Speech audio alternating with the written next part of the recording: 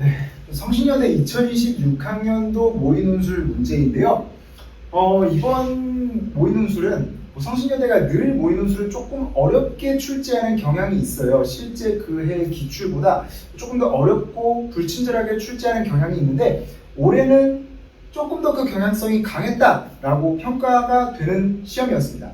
전체적으로 난이도가 좀 높았고 특히 수리적인 사고를 요하는 이번 문제 때문에 많은 친구들이 문제에 대한 답변, 이거 어떻게 답을 써야 될지 그걸 좀 전혀 구상을 하지 못하거나 어려워하는 경우들이 좀 많았던 시험인 것 같아요.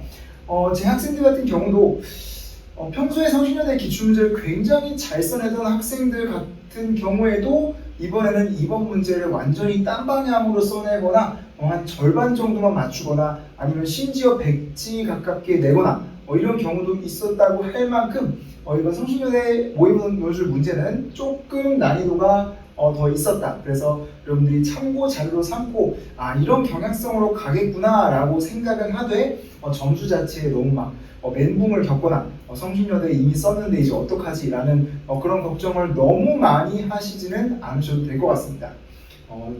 이제 성신여대의 그런 모의논술을 좀 어렵게 되는 학교다라는 거를 전반적으로 좀 기억을 해주시고요. 다만 그럼에도 불구하고 주목할 만한 포인트들이 상당히 많고 문제도 상당히 잘 냈기에 여러분들한테 좀 풀이를 공유하려고 합니다.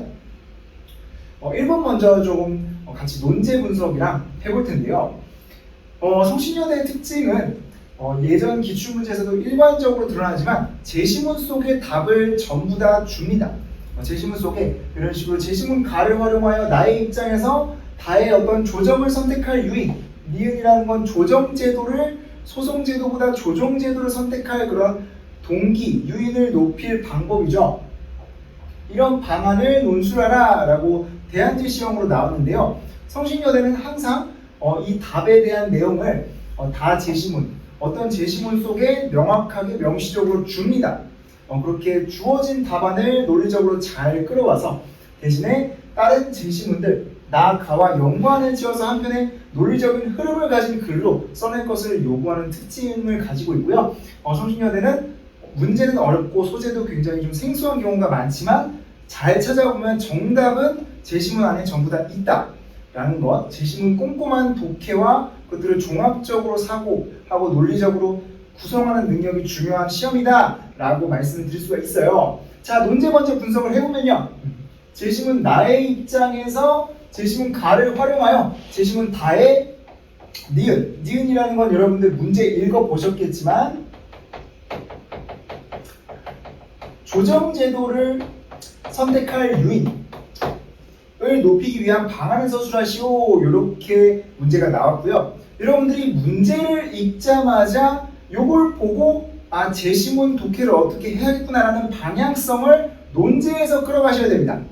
그래서 딱 이걸 읽자마자 나의 입장에서 라고 하니까 나가 기본 어떤 스탠스를 제공한다. 기준이라든지 관점이라든지 그런 기본적인 스탠스를 나에서 끌어오고 그리고 제시문 가를 활용하여 나의 입장에서 가를 활용하여 이런 식의 약간 좀 이중으로 활용하는 문구가 성신여대에서 특히 좀 많이 나오는데요.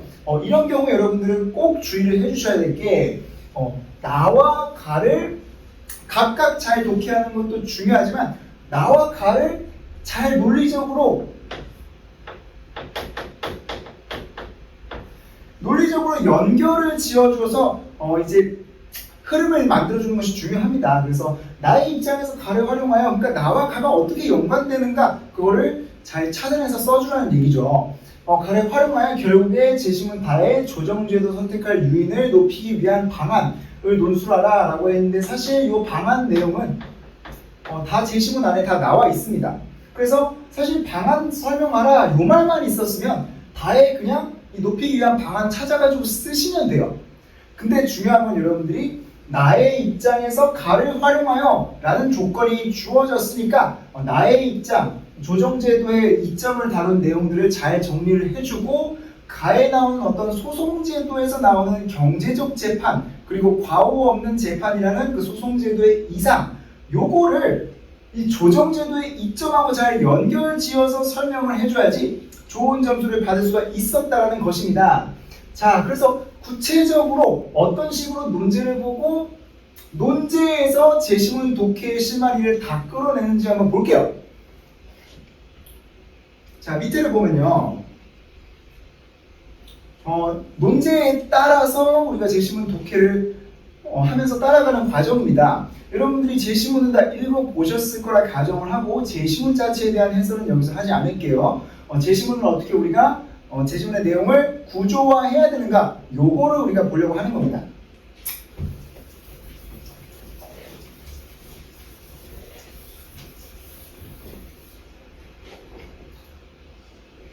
자, 그래서 맨 먼저 논제 요구사항 그대로 따라가는 거예요.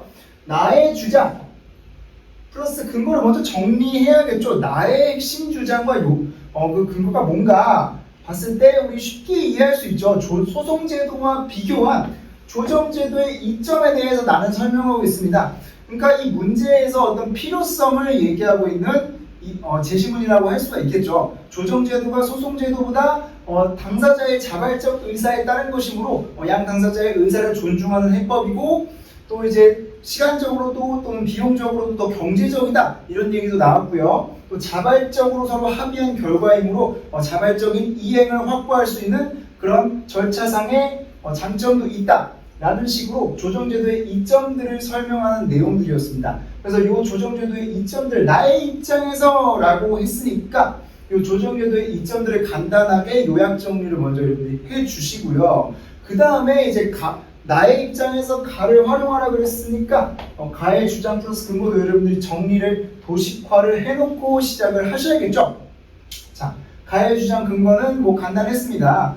경제적 재판 때 과오 없는 재판 이라는 두 가지 소송제도의 이상이 현실 소송제도에서 충돌하는 경우가 많다라는 얘기가 나왔어요. 그래서 소송제도에는 어떤 오판 비용이라는 것이 발생을 하는데 피해자의 그 피해액을 완전하게 보상받지 못하는 경우가 생긴다. 그러니까 불완전 정보를 가지고 재판관이 판결을 하게 되면 피해자가 피해액을 배상 못 받는 그런 오판으로 인한 사회적 비용이 발생하게 되는데, 그러니까 현실에서의 소송제도는 경제성을 따져서 운영이 된다. 그래서 이 오판 비용을 낮추는 것도 중요하지만 그 오판 비용을 낮추기 위해서 제도를 운영해야 되고, 그 제도를 운영하기 위해서 어떤 제도 운영 비용이 들어가는데, 이 오판 비용과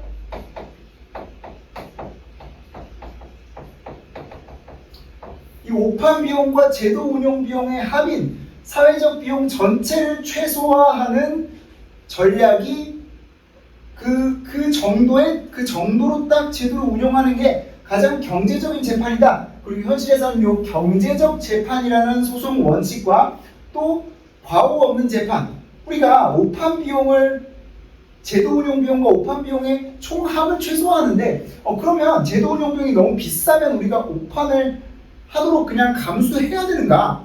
오판을 우리가 제도 운용 비용이 너무 비싸면 불완전 정보에 근거한 판결을 우리가 허용하도록 제도 운영 수준을 그렇게 낮게 해도 되는가?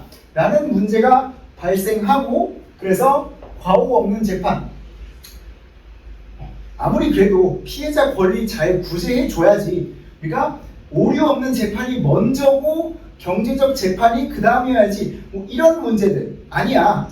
그래도 사회적 비용을 최소화하는 게 더 중요해, 경제적 재판이 더 중요해 라는 이 두 가지 이상이 충돌하는 그런 상황을 표현하고 있는 내용들이 있었습니다. 그래서 경제적 재판과 과오 없는 재판 사이에 충돌 문제가 발생한다 라는 내용과 함께 경제적 재판 개념을 설명하는 내용들이 있었고요.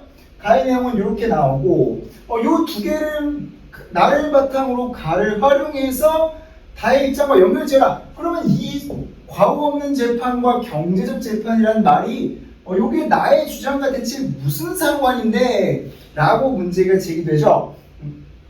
그러면 여러분들이 이 연결점을 정확하게 만들어 주고 넘어가야 된다는 겁니다. 그래서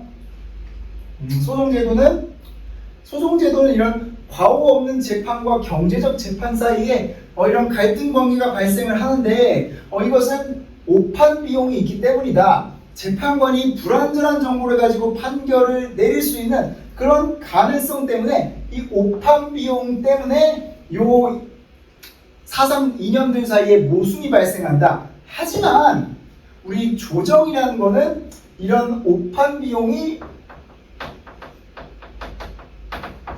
조정에서는 없다. 왜냐하면 조정에서는 제3자인 판사가 판결을 내리는 게 아니라 당사자들끼리 자발적으로 합의하는 과정이므로 조정 과정은 이런 오판 비용의 문제로부터 자유롭다. 따라서 소송제도에 비해서 경제적이면서도 또 과오 없는 문제 해결도 가능하다. 이 두 이상 사이의 충돌이라는 소송제도에 존재하는 문제점이 조정제도에는 없다. 그래서 조정제도는 더 폭넓게 활용되어야 될 그런 필요성이 있다라는 식으로 나와 칼을 연결지어서 다의 어떤 조정제도 선택할 유인을 늘릴 필요성을 제기하는 식으로 뒷내용하고 여러분들이 연결을 지어줬어야 되는 겁니다.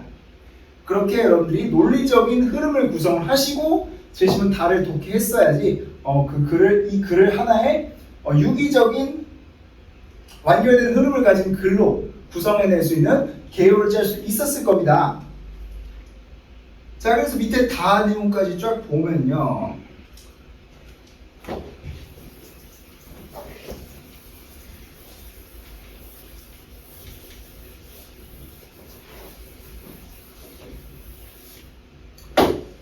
다에서 이 조정제도 선택할 유인 높일 방법, 그러니까 이 유인을 높일 방법을 설명하시오 이렇게 하는데 이게 제시문 다에 그냥 명시적으로 나와 있었어요.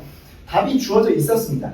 그래서 조정제도는 원고의 기대 이득이 피고의 기대 손실보다 작을 때 선택된다. 그러니까 원고가, 그러니까 피해자죠. 원고가, 피해자가 재판을 통해서 내가 이 재판 걸어가지고 얘한테 승소해가지고 100만 원 뜯어낼 수 있을 것 같아.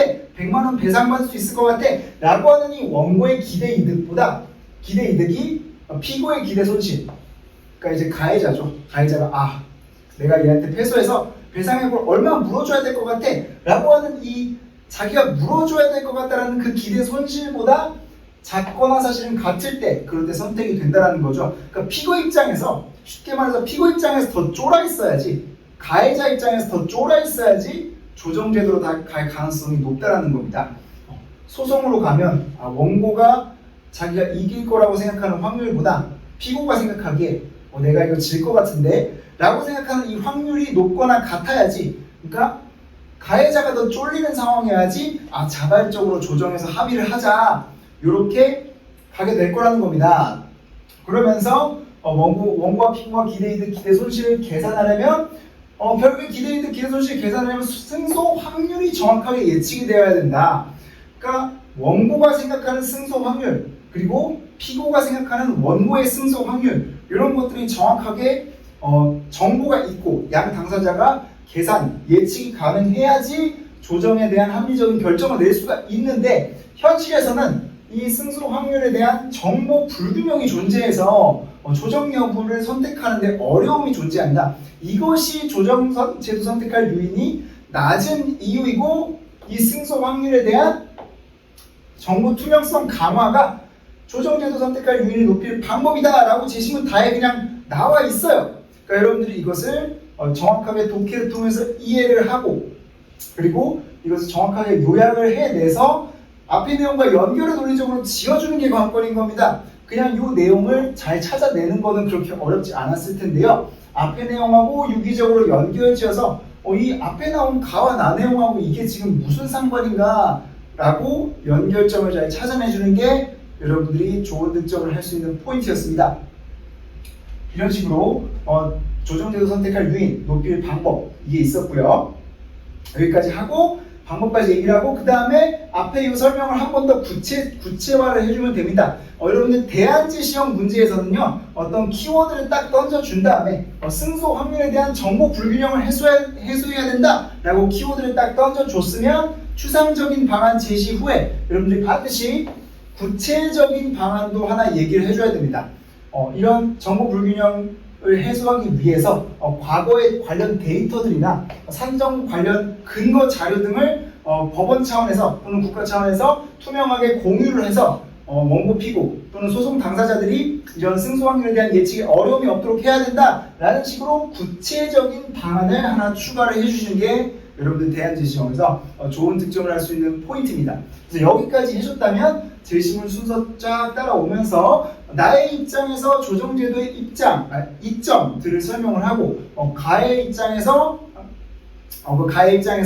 이런 소송제도에 존재하는 경제적 재판과 과오 없는 재판 사이의 모순 문제, 이런 문제가 조정제도에서는 없다라고 해서 조정제도를 선택할 필요성을 한 번 더 얘기를 한 다음에 그 다음에 이 조정제도를 그러면 높일 유인은 뭐냐라는 얘기를 다 해서 정확하게 발췌독을 하고, 그래서 승소 확률에 대한 정보 불균형을 해소해야 된다까지 짚어준 다음에 여러분들이 구체적인 방안까지 한두 줄 정도 더 제시를 했다면 충분히 좋은 점수를 받을 수가 있는 문제였습니다. 그리고 요 1번은 2번에 비해서 상대적으로 독해라든지 접근이 조금 쉬웠다라고 생각을 할 수가 있을 것이고요. 자, 그리고 보겠습니다. 2번 문제 보면요.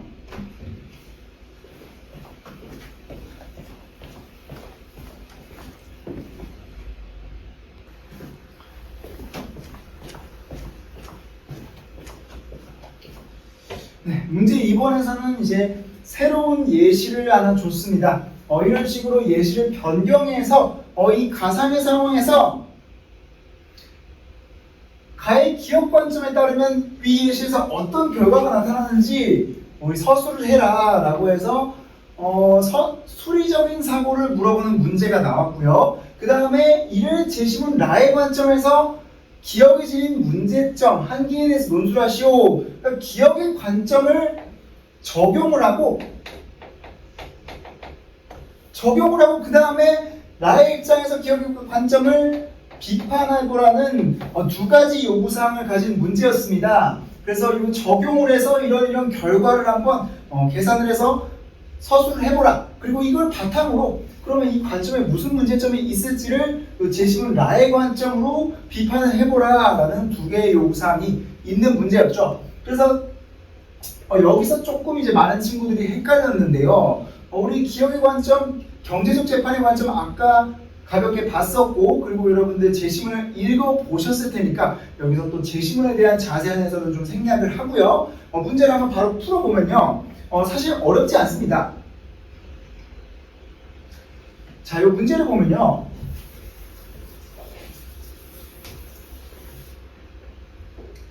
가해 예시를 다음과 같이 변경을 했다라고 해서 가해자의 회피 비용은 150만 원이고 가해 행위로 인해 발생하는 피해자의 기회비용은 100만 원이다 라고 상황이 주어져 있습니다. 그러니까 가해자가 이 가해 행위를 회피하기 위한 비용은 150만 원인 거고요. 이 가해 행위를 회피하지 않고 가해 행위를 그냥 했을 때 피해자가 보는 피해라는 뜻입니다. 피해액은 100만 원이다 라는 뜻인데, 그러면 가해자가 회피 노력을 할 것인가, 이 피해자의 기회비용 이 100만 원 이 상황에서 가해자가 회피 노력을 할 것인가 라고 봤을 때 여기서 회피 노력을 안 할 것이다 라는 결론을 쉽게 얻을 수 있죠. 그러니까 피해자의 기회비용이 100만 원이니까 여러분들이 여기서 불완전 정보 판결 확률이 0%여가지고 그냥 피해자의 피해를 100% 보상한다 하더라도 100만 원 다 보상한다 하더라도 가해자의 회피 비용이 더 크다라는 거예요. 그래서 이 가해자는 회피 비용이 더 크니까 그냥 요 배상을 하고 회피 노력을 기울이지 않을 것이다 라는 결론을 내면 되는 겁니다. 그래서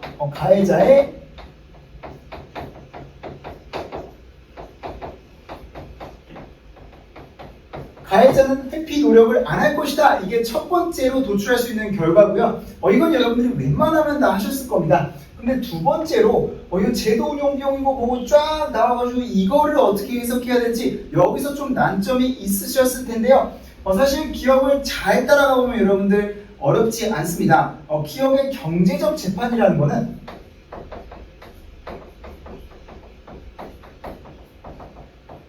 재심문에서 말하는 이 경제적 재판의 개념은 오판 비용과 여기 한번 쓰고 얘기를 할게요.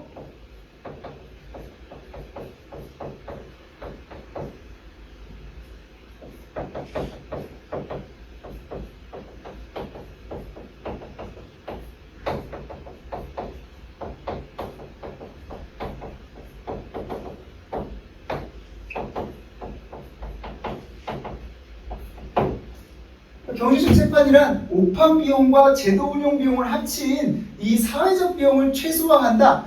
비용 최소화의 관점이었습니다. 그래서 여러분들 여기서 그냥 각각의 경우에 오판 비용하고 제도 운용 비용하고 계산을 해서 과연 경제적 재판 원칙에 따르면 어떤 경우를 선택할까 요거를 도출한 다음에 이거를 뒤에 나오는 라랑 연결지어서 문제점으로 제기를 하시면 됩니다.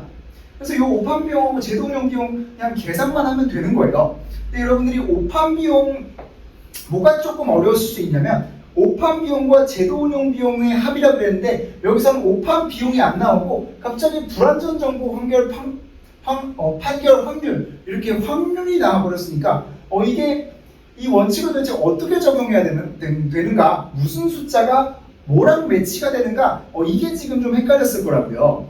근데 여러분들 간단합니다. 그냥 이 원칙을 그대로 적용한다라고 생각하시면 돼요. 오판 비용이라는 건 여러분들 뭐예요? 오판 비용이라는 거는 법원이 불완전 정보 판결 확률을 내려가지고 피해자가 자기 피해를 배상받지 못하는 그 비용입니다.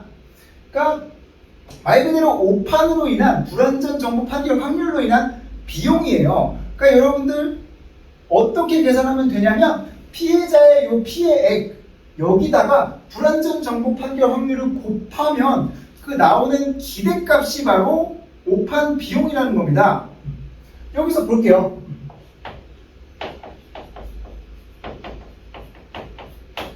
그러니까 피해자가 총 100만 원의 피해를 입었는데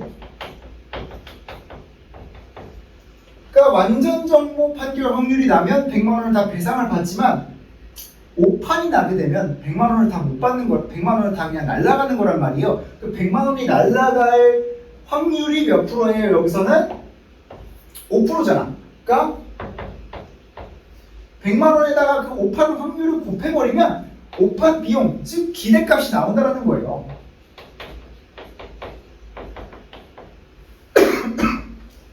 이 기대값이 바로 오판 비용입니다. 그러면 밑에 경우도 다 해결이 가능하겠죠. 요 밑에 경우 불완전 정보 판결 확률 10%일 때 오판 비용은 이때는 10만 원. 그리고 밑으로 쫙 내려가서 불완전 정보 판결 확률이 100%일 때, 그러니까 제도 운용 비용을 하나도 안 들여가지고 투자를 안 했더니 그냥 법원이 맨날 오판만 내려. 그런 경우에는 여기서의 오판 비용은 그냥 100만 원이겠죠. 그러니까 피해자가 100만 원 피해를 입으면 그냥 법원에 가기만 하면 무조건 그냥 오판이 난다는 거예요. 그래서 무조건 그냥 피해를 보상 못 받는다. 오판 비용이 100만 원이다. 이렇게 계산을 하고 제도 운영 비용은 0만 원이다. 이렇게 해서 경제적 재판 원칙에 따르면 이 많은 경우들 중에서 사회적으로 어떤 경우가 채택될 것인가 여러분들이 이거 찾아내면 되는 거잖아요. 여러분들 각각 그냥 다 합해보면 쉽게 알 수 있는데 결국에 결정은 경제적 재판 원칙에 따르면 결정은 이 마지막 케이스로 결정이 내려질 거라고요. 불완전 정보 판결 확률이 100%인 그런 결정이 내려질 것이다 라고 여러분들이 찾아낼 수가 있습니다. 그러니까 여기 보시면 불완전 정보 판결 확률을 각각 5%씩 줄이기 위해서, 그러니까 오판 비용을 5만 원 줄이기 위해서 제도 운용 비용이 각각 얼마씩 늘어나고 있어요? 10만 원씩 늘어나죠. 그러니까 피해자의 피해 5만 원을 구제해 주려면 이 제도에다가 투자해야 되는 돈이 10만 원이 더 들어. 그러니까 두 개를 단순 합을 내가지고 결정을 내린다는 원칙에 따르면 그냥 이 피해자 구제하지 말고 그냥 불완전 정보 판결 확률 100%. 그러니까 이건 나라가 아닌 나라, 재판이 아닌 재판. 이거를 그냥 하자. 피해자 구제해 주려다가 우리 돈이 더 들어간다. 뭐 이런 결정을 내리게 된다는 겁니다. 이 경제적 재판 원칙에 따른다면요. 요 얘기를 하면서 두 번째 요구사항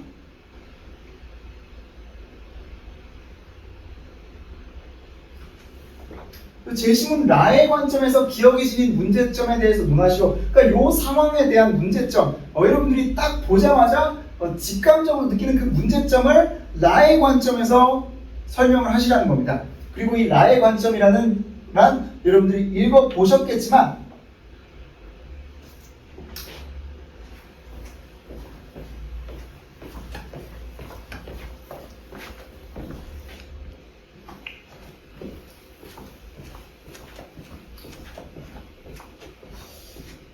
여기 라의 관점 여러분들 라의 제시문을 읽어보셨겠지만 라의 제시문은 규범적 논증의 타당성 기준에 대해서 얘기를 하고 있죠. 그러니까 규범적인 논증이 어떤 A라는 것이 옳다, 그르다라는 규범적인 논증이 어떤 경우에 타당성을 가지는가라고 얘기를 하면서 법경제학의 사례를 들었습니다.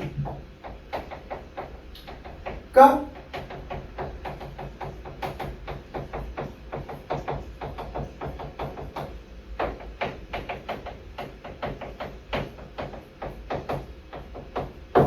규범적 논증이 타당하려면 그 논증이 전제하고 있는 그 전제가 타당해야 된다라고 하면서 법경제학은 공리주의적인 전제를 내포하고 있다. 그러니까 사회 전체의 후생이라는 건 만족 또는 효용입니다. 사회 전체의 만족을 극대화하는, 효용을 극대화하는 선택이 타당하다면 이러이러한 선택을 해야 된다라고 말하는 게 법경제학의 논증 구조인데, 법경제학에 따른 결론이 타당하려면, 그러니까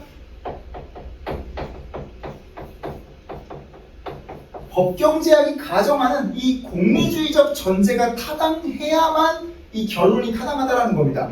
그러니까 우리 아까 경제적 재판에 따른 결과는 뭐예요? 이 법경제학이 지지하는 결론이잖아요.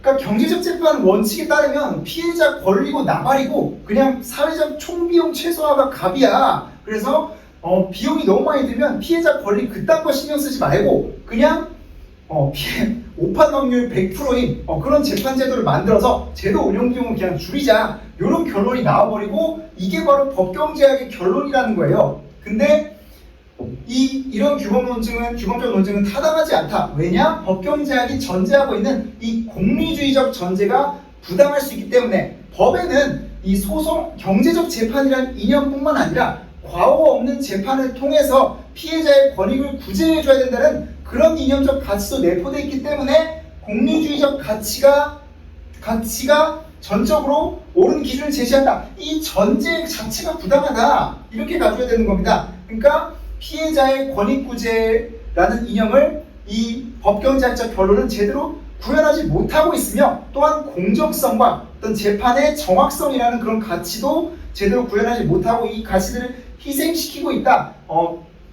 이는 공리주의적 전제에만 따라서 다른 법의 중요한 이념들을 훼손시키는 것이므로 법경제학의 이런 공리주의적 전제를 무조건 따라서는 안 된다. 따라서 법경제학이 지지하는 이런 경제적 재판 원칙에 따른 결과도 이런 사회적인 다른 재판의 공정성이나 정확성 같은 가치보다 후순위로 고려되어야 된다. 그래서 경제적 재판에 따라서만 결정을 내리면 안 되고, 우리는 재판의 정확성 그리고 공정성을 먼저 선행적으로 고려하고 그것이 선행적으로 담보가 된 다음에 우리는 경제적 재판이라는 가치를 고려해야 되는 것이다 라고 이 법경제학에 대한 이 규범적 논증, 이 관점을 바탕으로 경제적 재판에 따른 이 결론을 비판하는 겁니다. 그러니까 우리 재판의 공정성과 정확성이라는 가치를 담보하고 나서 요거를 생각해요. 우리는 규범적 논증을 이 법경제학적 논증의 전제는 실제 현실에서 별로 타당하지 않아요 라는 얘기를 하고 있다는 겁니다. 여러분들이 이거를 정확하게 요 제시문 기억의 관점을 그냥 적용해서 오판 비용 플러스 사회적 비용, 제도 운영 비용 이거 더해가지고 결론 낸 다음에 요거를, 그러니까 이 결론이 문제가 있다라는 거를 요 라의 제시문을 역시 정확하게 독해를 해서 규범적 논증이 타당하기 위한 조건은 전제가 타당해야 되고, 법경제학의 전제는 공리주의고, 이 공리주의적 전제가 현실에서는 이런 문제점을 일으킬 수 있기 때문에 이 전제 자체가 타당하지 않고, 그래서 이 경제적 재판이라는 이념은 문제다 라고 이렇게 단계적으로 연결해 지어줄 수 있었으면 어렵지 않았을 문제이고요. 이건 역시 여러분들이 한 번에 하려면 어렵지만 하나하나 풀어가면서 여러분들이 제시문들의 정보를 구조화하면서 풀었으면 어렵지 않게 또 접근할 수도 있었을 것입니다. 그래서 여러분들 반복해서 이 문제는 좀 분석을 해보시고요. 이제 전체적으로 많은 학교들이 성신여대뿐만 아니라 상당수의 대학들이 올해 도표라든지 수리적 사고를 조금 많이 요구하려는 경향들을 모의 논술에서 보여주고 있습니다. 물론 모의 논술이 실제 논술보다 어렵게 나오는 경우가 상당수 있어서 실제 논술이 이 정도 난이도일 것이다 라는 얘기는 아니지만, 어쨌든 이런 경향성을 여러분들이 참고를 하셔서 수리적 사고 그리고 도표 해석 능력 이런 거에 대한 요구사항이 좀 많아질 수 있다라는 것들을 여러분들은 간직하고 이번 모의고사를 분석하셨으면 좋겠습니다. 그래서 여러분들 잘 분석을 해보시고 여러분들이 어떻게 논제를 통해서 제시문을 구조화할 수 있는가, 항상 논제에서 시작해서 논제에서 끝나라 이 말을 좀 기억을 하시면서 문제를 좀 풀어가시고 앞으로 남은 기간 연습을 하시면 짧은 기간에도 좋은 성과가 있지 않을까 싶습니다. 그래서 여러분들 모두 시험 잘 보시고 또 궁금하신 사항 있으면 댓글 또는 다른 채널로 문의사항을 주시기 바랍니다.